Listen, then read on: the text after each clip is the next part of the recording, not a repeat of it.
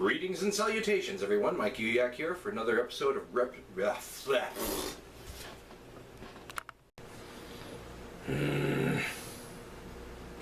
So I've often said that cooking is an art and baking is a science.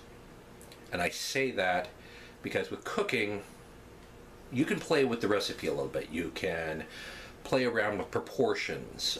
You can substitute ingredients if you don't like them. Those sorts of things. And with the exception of a few key ingredients that really, really affect the flavor of the final dish, like salt. You can't just say, I'm going to add a cup of salt instead of a teaspoon. You can't do that. But you can add more zucchini or more onion or more tomato, and it'll still be ratatouille when you're done. It might taste a little greener or a little sweeter, or a little more tomato-y or whatever, but in general, in the end, you're still going to end up with ratatouille, and 99.9% of the people who taste it will say, good ratatouille, if they like ratatouille. And just that fretful one, like, seems like you used a little bit too much onion in that. And then you can never invite them over for dinner ever again. Easy. Baking, you need to actually have precise proportions for things, because if you don't, it can throw the whole recipe off. It will not only be different from how you expected it, it might be inedible. And then when it comes to specifically bread baking, that's not just a science, that's a science and an art, it's alchemy.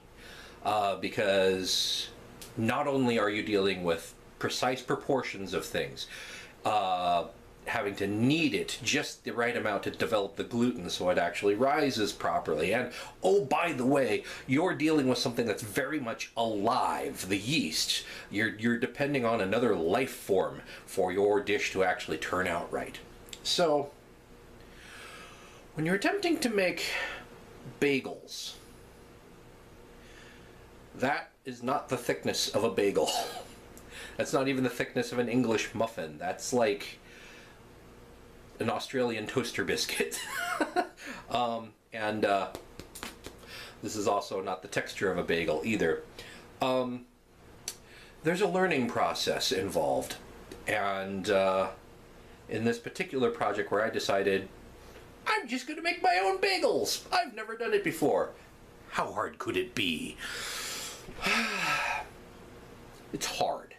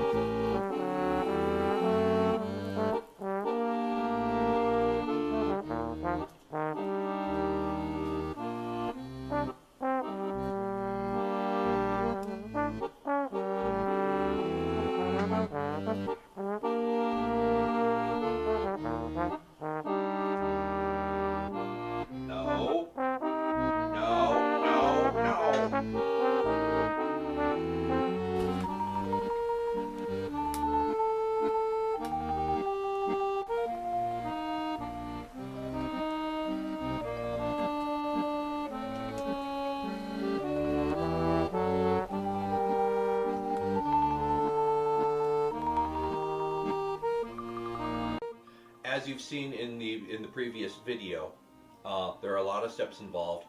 It's getting good ingredients, kneading them properly, rising them properly, punching them down, shaping them properly, boiling them properly, and some would even argue that I didn't do it properly because I didn't use maltose syrup in the boiling water. I used baking soda. I always get them mixed up. So some people say, well, you didn't get a pleasingly smooth exterior because you didn't have maltose in your water and yada yada yada. This took a long time.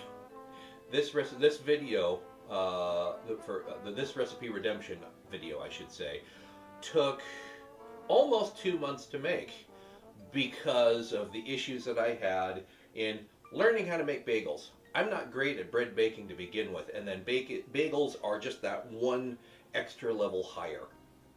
So this took about 2 months, and I think the most successful batch, which is what you just saw, is my 8th batch of bagels, and the learning curve was not really linear. I had small successes and crashing failures in the middle, and then some small incremental improvements over time as after that. So yeah, if you're going to make your own bagels, you have to commit to getting good at making bagels and keep trying and committing to either eating the end product no matter what, or being okay with throwing some away. And flour, yeast, and sugar, it's really all that there is. I mean, there's other flavoring ingredients, but flour, yeast, water, sugar, those are your main ingredients. Not that expensive. You can probably just afford to throw some away if the batch turns out bad. And you're only making, for my recipe, you're only making 12 at a time. Only 12. So it's not too bad. So you have to accept the possibility of failure. Failure is always an option, as Adam Savage from the Mythbusters always says. Failure is always an option, and that's okay. It's okay. It's frustrating, but it's okay. So if you want to go down this path, I encourage you to do so. If you don't want to, I understand completely, especially now, because it can be really, really frustrating when you've just spent 3 hours of your life, lovingly and carefully baking something and pulling it out of the oven, having it go on you. It's really frustrating. So I understand if you don't want to put yourself through that. But in the end, success comes with its own rewards. So I'd like to encourage you to keep making. Keep trying new things. You don't have to do them forever. But getting good at something like bagels means that you can be pretty good at simpler baked goods, breads, pizza, making your own pizza dough. It's not that hard. It's a little bit of work, it's a little bit of time, but the end product is worth it. So, with that, thank you for watching.